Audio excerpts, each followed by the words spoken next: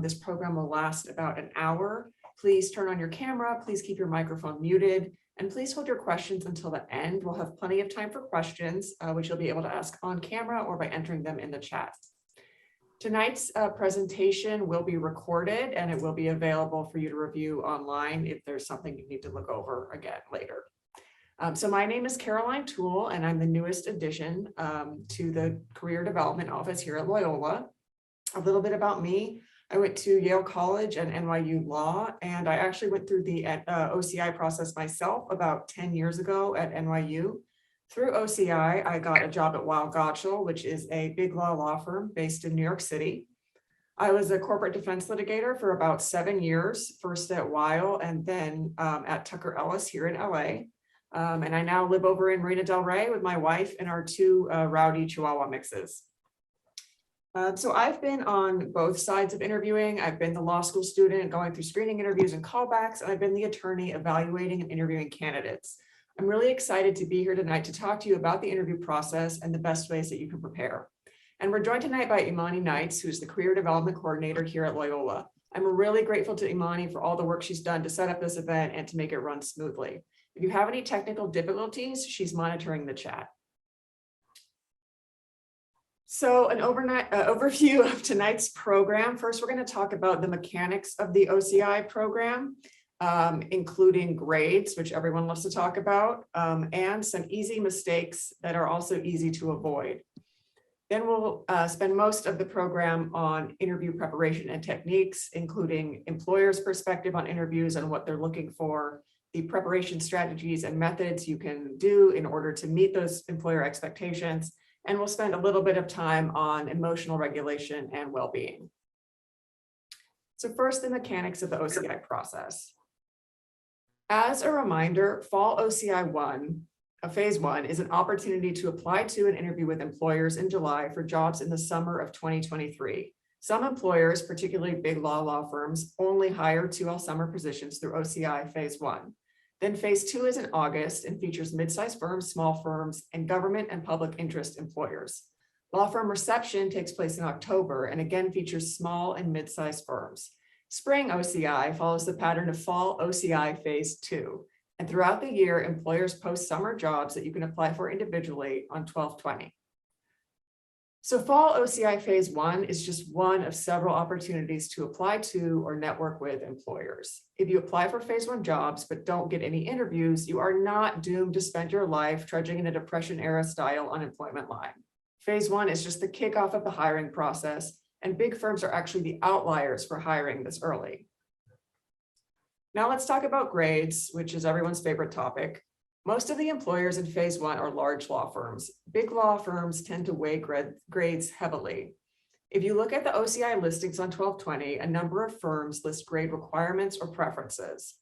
These criteria may be in the description of the position or listed next to hiring criteria under job details, or both. Here on the screen, you can see a grade requirement and a grade preference from two different listings. I wish I could give you clear-cut rules on who to apply to based on your GPA, but law firms like to be opaque about how heavily they weight grades and what they even mean by requirement or preference. A grade requirement may mean that the employer has a cutoff and won't consider applications that don't meet the cutoff. But if the firm just has a grade preference, they probably weigh a number of factors in deciding who to interview. Firms may consider, in no particular order, your technical background, including undergraduate majors or advanced degrees, your work experience, including how it reflects your industry knowledge and your people skills, diversity, which law firms may define in any variety of ways, and your networking or prior connections to attorneys and staff. If you meet the grade requirements or preferences, you should definitely apply. Even if you don't meet the GPA preferences, you can still apply because you should not eliminate yourself from consideration prematurely. You don't know how employers are going to weigh the other factors on your resume.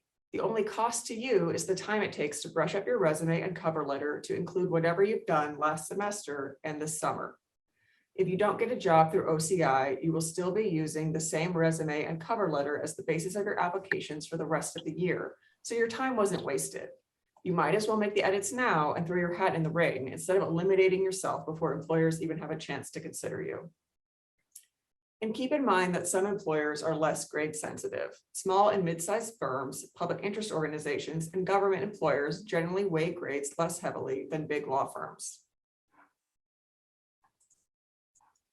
This flowchart lays out the general structure of Fall OCI Phase 1. As you hopefully know, your applications are due July 1st. On July 11th, employers' selections and alternates for screening interviews will be posted on 12/20. If you're selected for a screening interview, the interviews will take place in late July via video and they'll last 20 minutes. If you're an alternate and an interview spot opens up, the CDO will notify you and then schedule your screening interview in 12/20. If after the screening interviews, you're invited to a callback interview, you'll schedule it directly with the firm and it may be virtual or in person depending on the firm. In conjunction with callbacks and offers, the firm may host other events such as office tours or receptions to give you more face-to-face time. For employers, OCI is a process of elimination. Of course, they want to find great people, but they're seeing hundreds of students during the screening phase of OCI. So if there's something about a candidate that an employer can identify to eliminate them from consideration, that makes the process easier for the employer. Your goal is to make it difficult for an employer to eliminate you. We're going to discuss some of the more mechanical elements of the process that you don't want to get dinged for and eliminated on. Social media. Many of you were basically born on social media, so hopefully I'm not the first person telling you that employers may search for and judge your online presence. If it's possible to find your social media by Googling the name that you use professionally, then either lock your accounts or delete anything that's not fit for a professional setting. Let's talk about interview attire. Even on Zoom, interview attire is important. Your clothing reflects your respect for the formality of the process, and it shows that you're someone they could bring to court or to a meeting with the client. Whether your interview is via video conference or in person, you should wear a formal business suit. If you're not sure what formal business suit means, there are a lot of resources online if you just Google the term. But basically, a formal business suit includes jacket and pants or skirt in a neutral solid color like black, navy, or charcoal, shirt in a solid color, a tie in a neutral solid or a conservative pattern, well-groomed hair, simple makeup, small and simple jewelry. If you're unsure about your outfit, check with your counselor.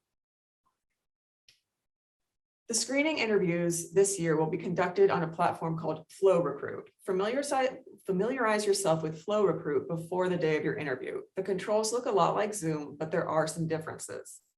If you're selected for a screening interview, you'll receive more detailed information on FlowRecruit from the CDO. The FlowRecruit website also has a bunch of resources, including video tutorials, training guides, and an FAQ. For your video interview, you'll have to decide whether to use a virtual background or to show the space that you're in. FlowRecruit has several virtual background options, as well as a soft or strong blur option. You can find more information about these options on their website. If you don't use a virtual background, be sure that whatever is behind you in your space is clean and not distracting. Pay attention to the things on your bookshelves and on your walls, because you don't want your interviewer to be more focused on your background than on what you're saying. If you have concerns about conducting an interview from your room, please contact the CDO and we can discuss what other options may be available to you. On the day of your interview, be ready early. To help prevent issues with your streaming speed, restart your computer before your interview and close all other applications. If someone in your household is doing something that uses a lot of bandwidth, like watching Netflix, you'll have to ask them to stop for the hour that your interview takes place. You can test your audio and video in the FlowRecruit platform, then sit down and see what your background looks like. And how does your suit look? If you run into any issues with FlowRecruit on the day of your interview, there's a button in the interface that will enable you to chat directly with FlowRecruit's help and support staff. That'll be the fastest way to get help with the platform on the day of your interview. We recognize that elements of video conferencing are always going to be inherently awkward. Conducting an interview via video can make it harder to establish a rapport with the interviewers, but remember that every candidate is in the same boat. Schedule a mock interview with your counselor so you can practice things like selecting your outfit, setting up your space, and looking back and forth between your screen and the camera during your interview. If you need to cancel your interview, you have to do so with at least 48 business hours notice by emailing Felicia Rodriguez at careerdevelopment@lls.edu. So business hours means that if you interview at 10 a.m. on a Monday, you need to cancel by 10 a.m. on the Thursday before to give 48 business hours notice. For emergency cancellations, which is within 48 business hours of an interview, you need to write to both Felicia and to Katrina Denny, the Director of Career Development, and their emails are here on the slide. If we are unable to replace you with another candidate with that short notice, you will be required to write a letter of apology to the employer for your cancellation. Callback interviews. After your screening interview, you may be invited to a second round or callback interview.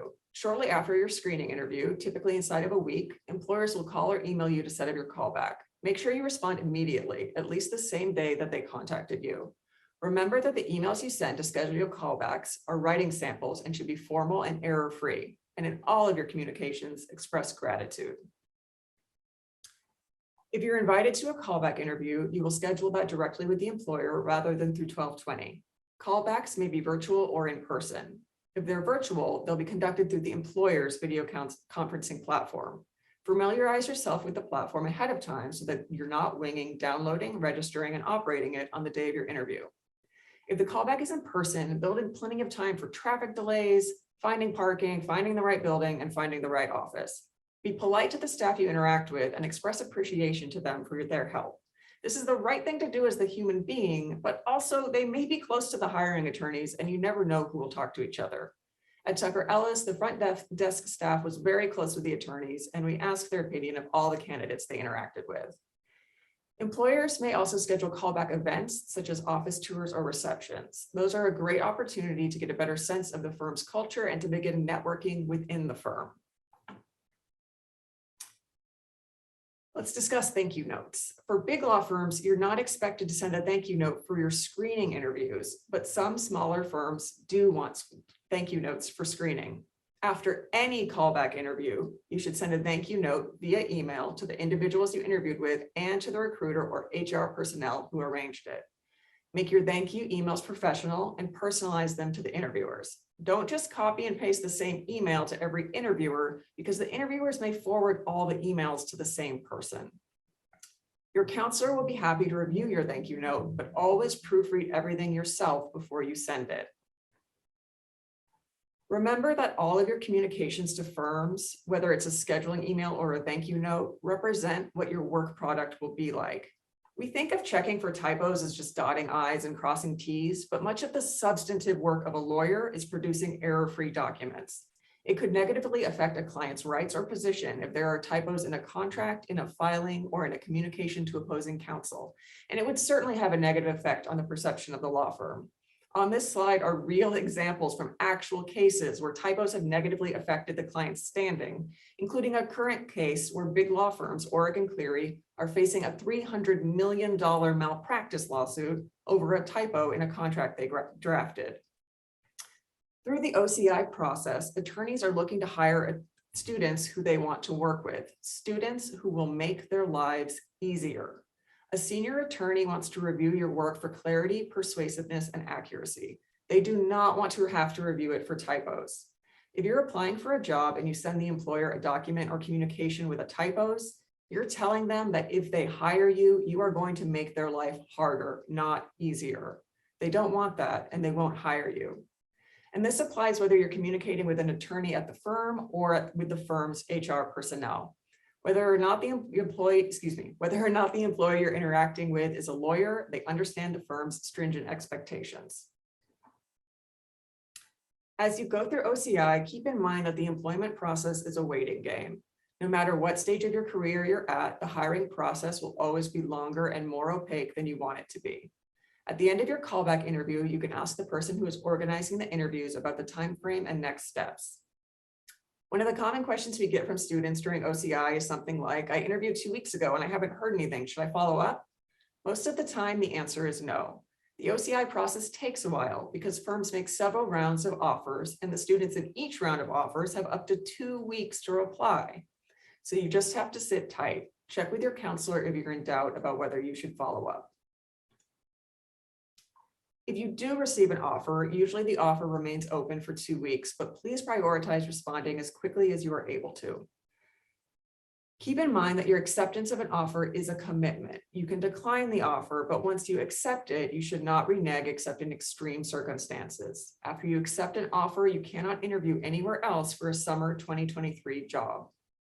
If you know you don't want to accept, please decline in a timely manner so the law firm can move on and extend an offer to someone else. Thank the firm and let them know that you've made the difficult decision to pursue a different opportunity. If you don't receive an offer, remember that rejection is part of this process for everyone. Always be professional and respond with grace and dignity. As we talked about earlier, fall phase OCI phase 1 is only one way to get a job. It's a very visible program, but please do not worry if you don't get a job through OCI. There are so many other types of opportunities out there, and there are many other roads to employment.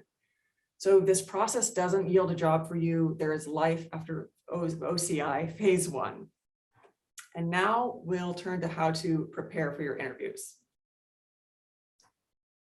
In thinking about how to approach interviews, keep in mind, your credentials got you in the door. The employer wouldn't be interviewing you if you weren't qualified for the job. The interview is to make sure that in addition to being qualified, you're a likable, well-spoken person who is familiar with the firm and who wants to work there. And they want to make sure that how you conduct yourself matches the claims on your resume and cover letter. The employer doesn't want to hire someone who lauds their leadership and communication skills in their cover letter, but can't carry on a conversation in an interview. Fundamentally, interviewers want to hire someone who they think will do the work well and who they actually want to work with. These are the kinds of questions employers are asking themselves as they evaluate your interview. Do I want to work with this person? What will my clients think of them? What will my colleagues think of them? How will this person represent our organization? So let's discuss what you can do to show that you're a likable, well-spoken person who they should want to work with. Simply knowing what firm you're applying at and what your work experience is not enough. You need to maintain a positive and engaged demeanor to demonstrate your interest in the firm, to be comfortable describing your experiences and qualifications in a persuasive way, and to have well-informed questions about the firm and interviewer. But you are not trying to memorize the script. Striking this balance can be intimidating, but the good news is that there are concrete, structured ways in which you can prepare for an interview. First, researching the firm. Your knowledge about the firm demonstrates your enthusiasm for it. It's kind of like the difference between just calling someone a close friend and actually knowing when their birthday is. In this section of the program, I'm going to talk as though you're interviewing at the LA office, but anytime I say LA office, I'm really referring to whichever specific location you're interviewing with. There are several basic things you should know about the firm you're interviewing with. First, the size of the firm. Do they have 100 attorneys or 1,000 attorneys? The locations where they practice. Are they regional or international? The areas of law that they're known for or that they heavily promote. Are they a litigation heavyweight or are they known for their transactional work? The particulars of the LA office. Is the LA office of the is the LA office the headquarters or is it a satellite? What practice groups are represented there? The structure of the summer program. Is there a formal rotation system or do you get assignments in a free market system? And how are the associates who work there full-time assigned work? Is it a free market? Are they in a special first-year associate program? Are they siloed into practice groups from the start of their employment? And finally, what does the firm consider to be its differentiating factor? Firms usually like to tout something about themselves that they think is their signature. It could be something like their culture, their associate training program, their pro bono program, or their diversity and inclusion initiatives. Once you've done this research, you then need to use this knowledge to articulate a specific reason for wanting to work at the firm. Remember that the point of this research is not to become an encyclopedia on the firm. Your goal is not to be able to rattle off statistics, and no one is going to conduct a test of your rote memorization. Instead, there are two purposes to this research. First, to demonstrate your enthusiasm and preparedness by showing that you took the time to learn about the firm.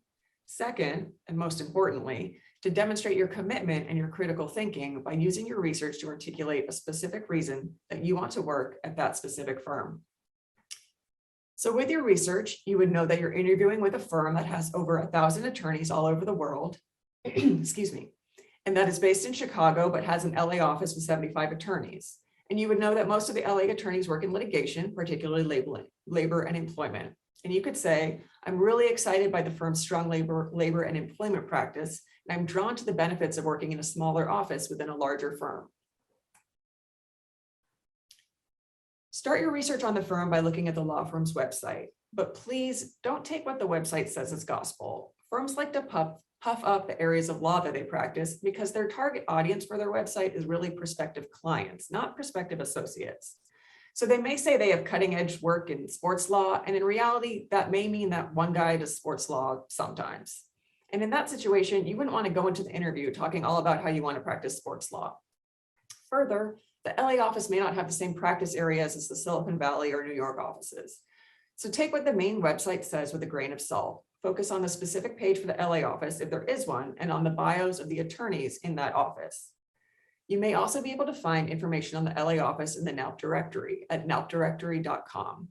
Some firms submit office-specific information to NALP, including the number of attorneys, demographics, and practice areas. But if the firm only has firm-wide information on NALP, you'll have to look at the law firm website's attorney directory to see what people in the LA office generally practice in.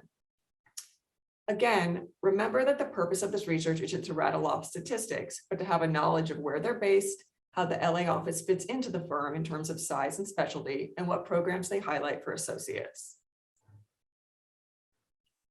Once you receive the name of your interviewers, do some general research on them. Look at their firm profiles in LinkedIn and see if you have anything in common, such as your undergraduate institution or geographic background. You should know things like what area they practice and whether they have spent their whole career at the firm or they lateraled in. Make notes on the people you're interviewing with to review before your interview, but don't review the notes during the interview. Also, don't put too much stock in interviewing with the assigned attorney. The interviewer may be switched out on the day of the interview. Lawyers often have work emergencies. Try not to be surprised or thrown off by that. Your whole interview strategy should not be connecting with a particular lawyer about a particular thing that you have in common. And researching yourself. You should be able to comfortably discuss everything on your resume, from your education down to your interests. You may think that this requires no research or preparation. You were there for all parts of your life and you wrote your own resume, right? But you have to not just know what you did, but speak intelligently about it. You need to be able to discuss the work you did, the impact that your work had, what you learned in that job, and how it enables you to contribute to the firm. So I have an example here on this slide of someone who's answering a question without having done any strategic preparation on themselves. And they're asked about a specific internship that they had. And immediately they're thinking, oh my gosh, that was like 5 years ago. I've memorized the entire Erie Doctrine since then. I guess like that internship was good. And then that's all they have to say about it. It was good. If you're asked about a specific position or extracurricular and you haven't researched yourself, you're going to have to scramble to remember what you did during the interview, and you're going to lose a critical opportunity to talk about the experience you gained and the skills that you would bring to the firm. And you see a similar scenario here. Someone's asked what's called a behavioral question. They're asked about their past behavior. They're asked to tell a time that they showed leadership.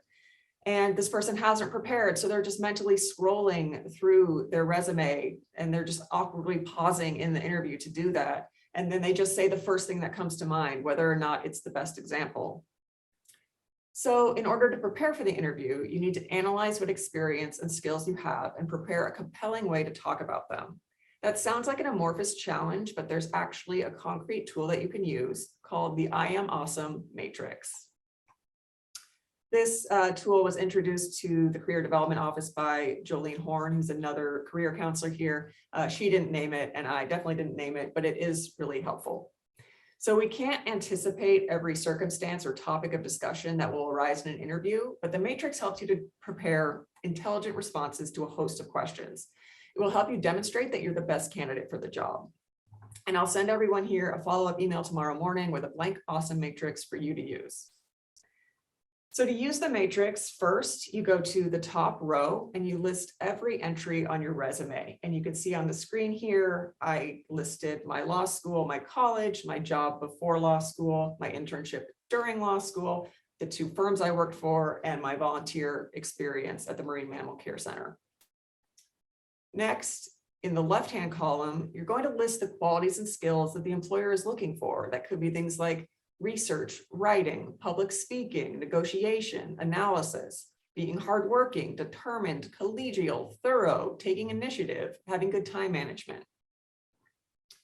Then you'll reflect on the experiences listed in the top row and identify concrete specific examples that illustrate the qualities and skills listed in the left column. So you populate the matrix, incorporating facts, what you did, and outcomes, the results you achieved that you would want to talk about in the interview. When you finish this process, expect to have empty boxes. Ideally, you'll have at least one entry for each row, so each quality or skill, and one entry for each column, each of your experiences. So when you're asked about your experience in a college or job, in college or in a job, you'll have mentally teed up an example to share. And if you're asked about how you embody a skill or quality, you'll have mentally already identified a specific experience that shows that. This matrix is a means to think about your work history thoroughly and critically, organize it in your mind, and review it before your interview. But do not bring it to interviews or read off of it during the interview. So now we go back to our candidates, and now they've done strategic preparation with their awesome matrix. So when our candidate is asked about a specific internship, she's ready with an answer about how the internship helped her develop a desirable skill. She can say, that was such a great experience. It was a really busy office and I got to work on a bunch of different projects. So it really strengthened my time management skills. And I found that I actually really enjoyed the fast pace of the work. By preparing an awesome matrix, this candidate has not just refreshed her memory, but taken a critical look at her past experience and identified persuasive examples from her internship. And with our second candidate, by using the awesome matrix, the candidate's ready with an example of showing leadership. When asked about leadership, he can remember what he did, and he says, I was the editor of my college newspaper, and I realized we needed a new layout software. So I priced out some options and I wrote up a proposal to the board. The board approved it, and then I was able to train the other students on how to use the new software. So that's a great example of leadership, but you can see part of the magic of the matrix is that if he had been asked about a time he showed initiative or a time he went above and beyond, he would already mentally have that example teed up and it would have worked for any of those situations. All right, so by filling out your awesome matrix, you've identified what makes you unique and qualified for the position. The next step in your preparation is to review common questions and practice weaving your qualities and qualifications into your answers. Remember that when you're asked a question, you need to really listen to the question being asked, then give a complete answers with concrete examples. If asked a yes or no question, don't just answer yes or no, elaborate. While every interview is different, there are some common questions you can anticipate and prepare for. The Loyola CDO website has a thorough list of common interview questions, and you should review it. Now we'll look at some of the common question types in detail. First, general background questions. Most interviews start off with a general question, tell us about yourself. You need to prepare an elevator pitch on yourself. The purpose of the elevator pitch is not just to tell them about your background, but also to tell them why you're a great candidate. Not just why you're interested in the firm, why the firm should be interested in you. So an okay elevator pitch would be something like, I'm a Navy grad, I went to Yale for college and I majored in history. I worked in a marketing firm and in Yale's development office before going to law school. This summer, I'm working at the Port Authority of New York and New Jersey. I'm open to litigation or transaction work, and I'm really excited to work for a law firm. But a better, more kind of critical thinking answer is, I'm a Navy brat and I moved around a lot growing up, which definitely taught me to adjust to new situations. I went to Yale for undergrad, and then after college, I worked in marketing and institutional development for just long enough to know that I really don't want to work in marketing or institutional development.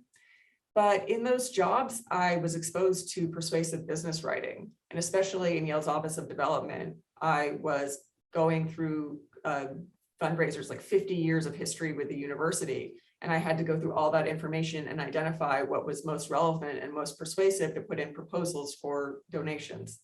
I really found that I enjoyed and I was good at doing that, and that led me to law school. This summer, I'm interning in the legal department at the Port Authority of New York and New Jersey, which is basically like a 60-person law firm. And I've gotten to participate in litigation work, and I've also been able to do contract work. It's a fast-paced environment, and I've really enjoyed working on a bunch of different projects at once. This experience has made me really excited for working at firm, because I know that the summer associates get to rotate through different practice areas to get real exposure to what the practice of the law area is really like.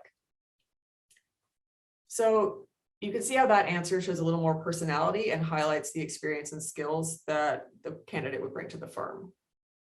Another common question is, why do you want to work at the firm? This is where your research into the firm plays a big role. Think about things like the subject matter of the work, the clients, the culture, or equity and inclusion initiatives if you're in one of the targeted populations. Then there are prospective questions. What classes are you planning to take next semester? What are you most excited about for next fall? Where do you see yourself in 5 to 10 years? Have thoughtful answers to these questions, but don't worry too much about having the right answer. This is an opportunity to show your demeanor and your enthusiasm for your studies, your activities, and your career. Then there are behavioral questions, which ask you about your past behavior in a specific situation. They include things like, tell me about a time you showed leadership, or tell me about a time you had a tight deadline. This is where preparing your awesome matrix will help you. If you filled it out and reviewed it, you should be ready to answer these questions. An easy way to structure your answer to a behavioral question is using the STAR technique. STAR stands for situation, task, action, result. So situation, you describe the event or situation you were in. Task, you explain the task that you had to complete. Action, you describe the specific actions you took to complete the task. Result, explain what you accomplished. And that kind of takes a while to explain, but it's really intuitive in practice. You can see here's a STAR answer. If asked about a time you showed leadership or initiative, you could say, I was working for Jim Bob's Used Cars. I saw that salespeople were giving inconsistent information about lending rates. I wrote a page-long primer on lending rates as a resource for the salespeople. As a result, salespeople were able to give consistent information and the dealership received multiple 5-star reviews. So that's pretty straightforward. Then there are the hard questions, which you may encounter about your past performance. These could include asking you about your low grades you have, or asking behavioral questions about a time you made a mistake or your biggest weakness. If the question is about a specific item on your record, like a bad grade, own up to your mistake and talk about what you learned and how you're handling things going forward. Don't over-explain or make excuses. If you have a bad grade, do not blame the professor. The interviewer will not be impressed if you try to shift the blame to someone else. Instead, explain what you learned from the experience and how you're redirecting yourself. For instance, you could say something like, I've gone over my exams with my professors and I know where I can improve. My grades don't reflect my understanding of the material or my enthusiasm for the coursework. If you're asked behavioral questions about a weakness or mistake, explain what you've done to compensate for it and avoid it in the future. For instance, if your biggest weakness is that you're always running late, you could say something like, my biggest weakness is punctuality. So I've learned to set 2 alarms and to leave 10 minutes earlier than I think I need to. Interviews with government agencies may also involve hypothetical questions. You'll need to be able to respond and defend your answer. Your counselor can help you with different types of questions, or you can do a mock with an alum who has worked at the office you're interviewing with. Let's talk about the nonverbal parts of your answers. No matter the question, your demeanor is important. It reflects your interest in the firm and your ability to be a professional. Be attentive and in the moment with them. Smile, be positive, be professional. Know where your camera is. You don't have to stare into it, but make sure that when you look at your screen, you look like you're looking at the interviewers and not off somewhere else. You should not be referring to your notes or your preparation materials during your interview. You don't want to sound like you're reading. If it's an in-person interview, you'll have your resume in front of you, but you should not have your preparation materials in front of you. There are certain categories of questions listed here that employers are not allowed to ask you. You would hope that lawyers would know what questions they're not allowed to ask, but if you get an inappropriate or legal question, please handle it the best you can in the moment and speak to your career counselor about it afterward. Let's turn to the questions that you need to be ready to ask. Most interviewers will ask you if you have any questions. You should have questions prepared because asking questions shows that you were interested and that you're an insightful person. It's always better to run out of time in an interview than to run out of questions. Again, the CDO website has a helpful list of questions that you should review and consider using. So here are the kinds of questions you should and should not ask. You should ask questions that reflect that you are engaged and thoughtful. This can include questions about things like the interviewer's experience at the employer, like what do you enjoy about this firm? Or the interviewer's experience in their practice, like what do you enjoy most about your practice? Or you can ask about the qualities of a successful attorney. What makes someone successful at this firm? What makes someone successful in your practice area? This is also a good time to highlight your research into the firm and ask about those differentiating factors that the firms like to promote. You can ask questions like, I noticed on the firm's website that they emphasize the firm's unique culture. Could you talk more about your experience of that? Then there are broad categories of questions that you shouldn't ask. Do not ask questions that are answered on the firm's website or in its marketing materials, like questions about the structure of the summer program. That's going to look like you didn't do your research before coming to the interview. Also, do not ask questions that make them think that you're not willing to work hard, like questions about compensation, vacation time, bonuses, or work-life balance. That doesn't mean that you shouldn't be curious about those things or that you're not entitled to that information. It just means that the interview isn't the appropriate place to ask about that. Save those questions for after you have an offer. That's when you can use individual contacts at the firm or in offer events for those conversations. Oops. So you've researched the firm, you've prepared your awesome matrix, you've reviewed common questions, and you've decided what questions you're going to ask interviewers. Now it's time to test drive all of your preparation in a mock interview. You can schedule a mock interview with your career counselor through 12/20. The appointments only take an hour and they can make the difference between not getting a call back and getting a job offer. You can also participate in the mock interview program with alumni. This is a great opportunity to sharpen your interviewing skills and receive real-time, real-world feedback from a practicing attorney.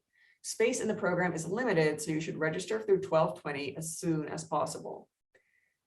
Mock interviews, whether with your career counselor or with an alum, are perhaps the most important tool to identify your strengths and weaknesses and rework your approach before your real interview. It's impossible for anyone to accurately perceive themselves and how they sound or appear to other people. We're inherently biased about ourselves. Having an outside perspective is invaluable. It's a common misconception to think that if you're making a mistake in a real interview, your misstep will be obvious to you and you'll be able to course correct in that interview or in subsequent interviews. In fact, things might feel like they're going fine when in actuality, you're not communicating your experience well or orienting your answers correctly.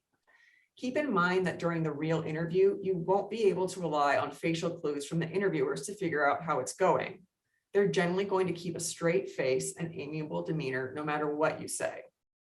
I don't know what went wrong. It seemed like everything went well is a bad place to be after all of your interviews. The mock interview is the best way to get feedback on your demeanor and your answers. Once your screening interviews are over, it's too late for you to fix whatever issue prevented you from getting callbacks. Invest that time now. Let's touch on the mental and physical aspects of preparing and interviewing. Take care of yourself leading up to the interviews and throughout the process. First, set appropriate expectations. You may get a job through OCI and you may hear no from a lot of employers. Remember that there are other non-OCI jobs. Don't talk about OCI too much. Resist the urge to compare yourself to other students and their offers. Remember that your friends who end up getting these jobs can help open doors for you in the future. Be gracious. And don't put taking care of yourself off until the end of the process. Take care of yourself as you go. Build in time for rest and wellness during the process rather than grinding yourself down and hoping to have time to recover later. And don't forget about the physical aspect of interviews. You know yourself best, but approaching the interviews on an empty stomach may not be the best idea. If you were so nervous that you don't eat or you just don't make time to eat, then suddenly you'll be an hour or two of the callback interview and running on fumes because you've just been skating by on adrenaline and caffeine. It takes a lot of physical and emotional effort to display as much enthusiasm and engagement in the fourth interview as you did in the first. Don't forget to take care of your body's needs so that it can support you throughout the process.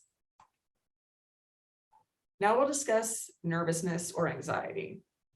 Interviewing is a high pressure situation and it's natural to be nervous or anxious. And our brains are kind of dumb. They really only have two modes. The first modes that our brain have is everything's fine. And if everything isn't totally fine, the only other mode our brains have is I'm about to be attacked by a bear. So when you're faced with a high pressure situation like an interview, your nervous system responds like you're about to be attacked by a bear, when really you're just about to have a conversation with some lawyers. Try accepting your nervousness instead of fighting it. When we're nervous and then upset or worried about how nervous we are, we just make ourselves more and more agitated instead of more calm. Try taking a deep breath and just acknowledging that you're anxious, and that's okay. You can even say, I'm nervous and that's okay. I'm going to succeed at this interview anyway. It's natural that my hands are sweaty or my heart is racing because brains are dumb. but I'm not actually in any physical danger. I'm just going to have a conversation with some people, and I'm prepared to do that.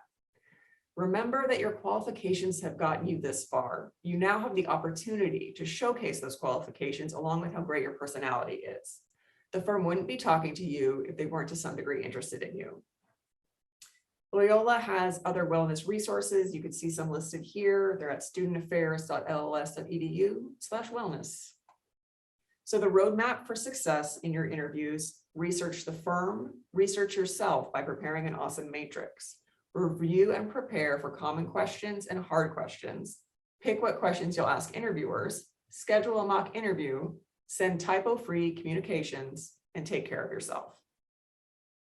Okay, now we have plenty of time for questions. You can write them in the chat or raise your digital hand.